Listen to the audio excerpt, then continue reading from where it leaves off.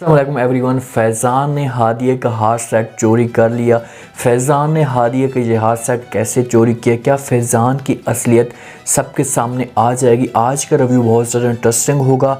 जो नए लोग हैं मेरे चैनल पे, जल्दी से चैनल को सब्सक्राइब कर दें। जब से सफदर ने ये सबको साफ अल्फाज में कहा है कि नताशा को मैं अब अपने घर से और बिज़नेस से भी जुदा कर लूँगा, तो वहाँ पर और उस दिन से शीदना बेगम जो है बड़ी परेशान है और उसे समझ नहीं आती कि किस तरीके से अब सफदर को वो समझे।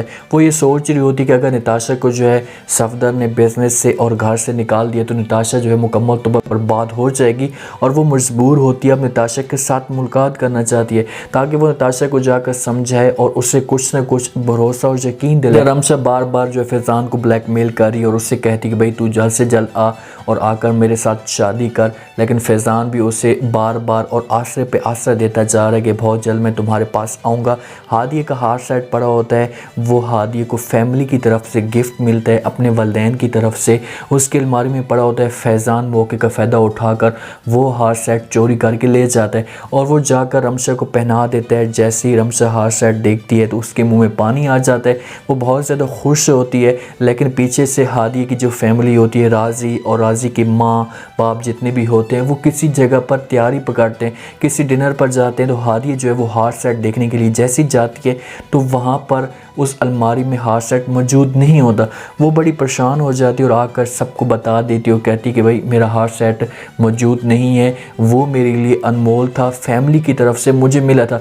लेकिन राजी जो होता है वो सारी सिचुएशन जान जाता है और हादी को यकीन दिलाने की कोशिश करता है। उससे कहता है कि ये सब कुछ जो है वो फैज़ान ने किया है, क्योंकि फैज़ान ही इस किस्म की घटिया हरकत कर सकता है, इसके अलावा कोई भी ऐसी हरकत नहीं करेगा। लेकिन हादिया राजी को इस बात पर रोक लेगी, उससे कहेगी कि भाई फैज़ान अब इस किस्म की हरकत नहीं करेगा क्योंकि उसे अपनी गलती का एहसास हो चुका है, मुझे पूरा यकीन है अभी भी ऐसी गलती नहीं करेगा।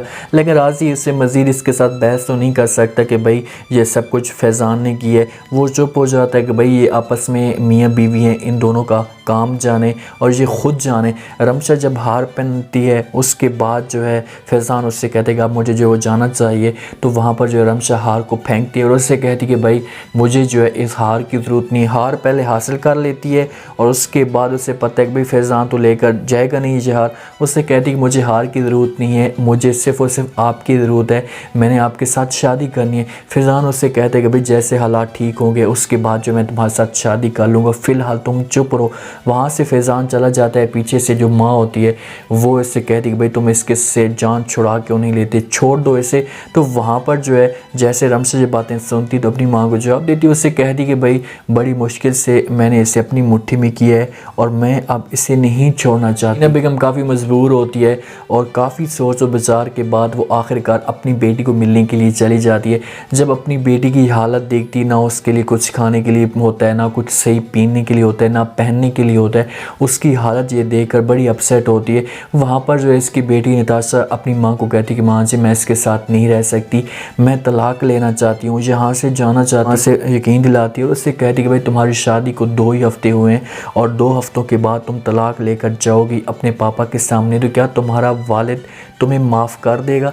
कभी भी वो तुम्हें माफ़ नहीं करेगा, वो तुम्हें रिजेक्ट कर देगा और वैसे भी वो आपको अपने बिज़नेस से और वो घर से भी निकालना चाहते हैं। जब ये दोनों आपस में बातें कर रहे होते हैं तो पीछे से शहरी जो होता है वो इसकी बातें सुन लेता है और शहरी जब ये बातें सुनेगा तो वो नताशा के पास जाएगा, उससे कहेगा कि भाई अगर तुम्हें वो बिज़नेस देना चाहता है तो इसमें हर्ज क्यों है, क्योंकि नताशा बिज़नेस नहीं लेना चाहती और ना ही वो अपने बिज़नेस का कोई भी हिस्सा आता है या घर का कोई भी इसके ऊपर हिस्सा आएगा वो नहीं लेना चाहती। उसे पता है कि भाई मैं जहाँ पर लेकर आऊँगी तो शहरी जो है वो मेरी सारी जायदाद खा जाएगा और उसके बाद मुझे किक मार देगा। नताशा के सामने तो सारी असलियत आई हुई है, लेकिन शीना इससे कहेगी कि तुम थोड़ा सा वेट करो, मैं तुम्हारे पापा के साथ पहले जाकर बात करूँगी, उसे थोड़ा बहुत प्यार से समझाऊँगी तो मुझे पूरा यकीन है कि वो समझ जाएगी।